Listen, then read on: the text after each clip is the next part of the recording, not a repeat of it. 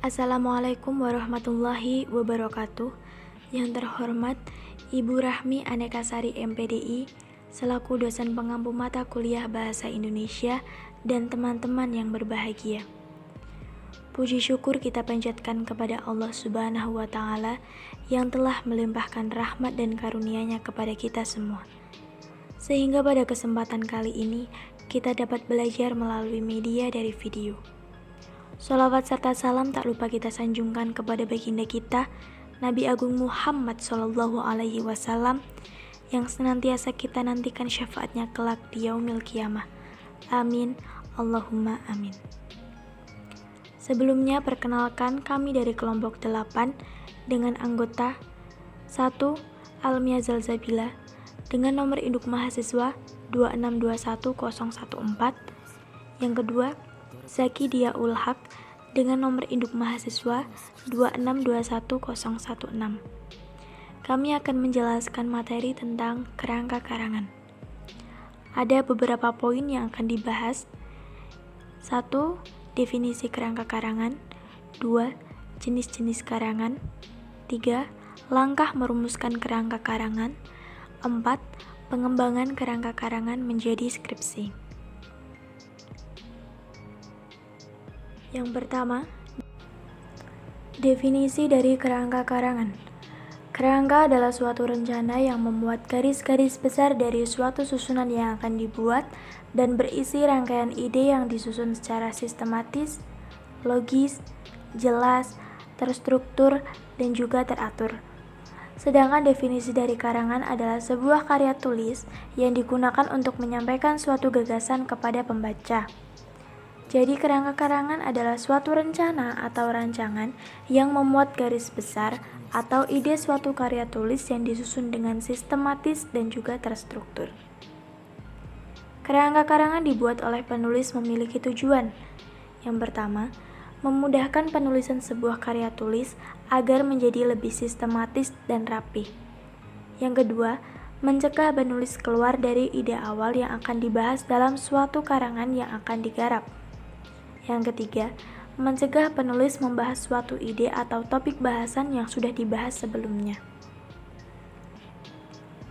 Selanjutnya, jenis-jenis karangan. Yang pertama ada narasi. Narasi ini merupakan karangan yang menceritakan tentang serangkaian kejadian secara berurutan dari awal hingga akhir, sehingga terlihat hubungan antara satu sama lainnya. Bahasa yang digunakan berupa paparan yang gayanya bersifat naratif. Contoh dari karangan ini yaitu biografi, novel, dan juga cerpen. Kemudian yang kedua ada deskripsi. Deskripsi ini merupakan karangan yang berusaha menggambarkan suatu masalah yang dimana seolah masalah tersebut berada di depan mata para pembaca secara konkret. Contoh dari karangan ini yaitu peristiwa runtuhnya suatu gedung, yang biasanya dilengkapi dengan gambaran lahirnya gedung tersebut, sebab-sebab keruntuhannya apa, letak gedungnya di mana, arsitekturnya seperti apa, bagian mana yang runtuh, dan sebagainya. Kemudian ada eksposisi. Eksposisi ini merupakan karangan yang menjelaskan pokok masalah yang disertai dengan fakta-fakta. Tujuannya itu agar para pembaca lebih bisa memahami dan juga bertambah pengetahuannya terhadap masalah yang sedang diungkapkan. Contoh dari karangan ini yaitu artikel yang ada pada surat kabar, majalah, dan juga tulisan-tulisan ilmiah. Selanjutnya ada argumentasi.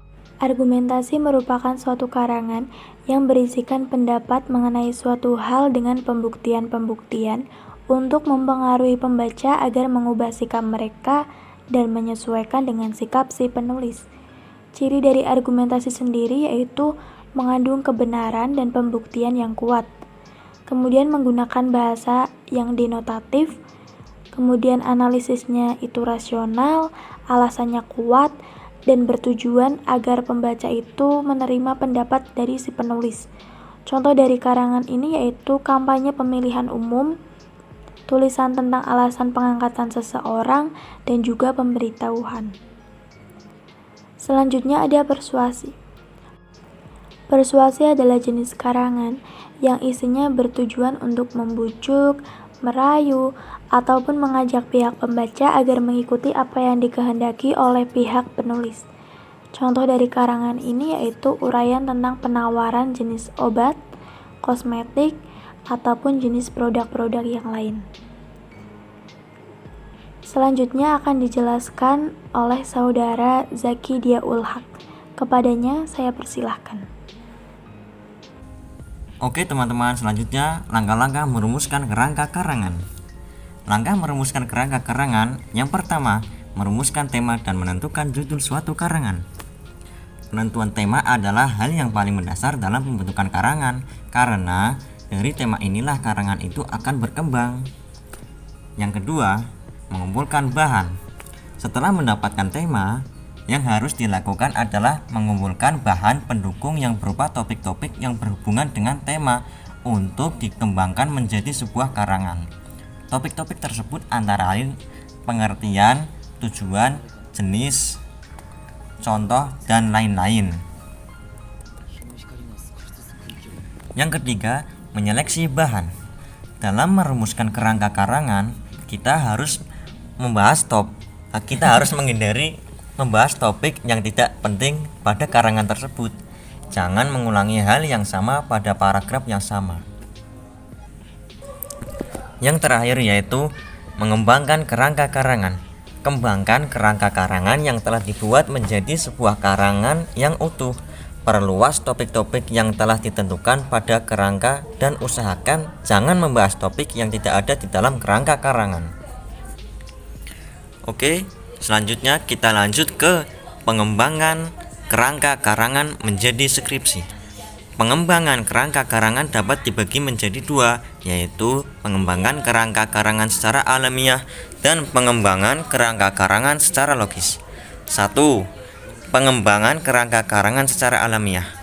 Pengembangan kerangka karangan secara alamiah adalah pengurutan pokok pikiran sesuai dengan kenyataan atau apa adanya seperti yang bisa diamati dalam kehidupan manusia. Pengembangan kerangka karangan secara alamiah dapat dilakukan dengan berbagai cara. Yang pertama bisa dengan pengembangan spasial atau ruang. Yang kedua bisa dengan pengembangan kronologis atau waktu. Yang ketiga bisa dengan pengembangan berdasarkan topik yang ada. Oke, kita lanjut ke pembahasan yang kedua. Pengembangan kerangka karangan secara logis. Pengembangan kerangka karangan secara logis adalah suatu urutan unit-unit kerangka karangan sesuai dengan kemampuan dalam menganalisa dan menghubungkan kejadian-kejadian di sekitar dengan akal budi. Macam-macam urutan pengembangan kerangka karangan secara logis yaitu urutan klimaks dan anti klimaks, urutan kausal, urutan pemecahan masalah, urutan umum khusus, urutan familiaritas, urutan akseptabilitas. Baik, cukup sekian penjelasan dari kelompok kami. Kurang lebihnya kami mohon maaf. Wassalamualaikum warahmatullahi wabarakatuh.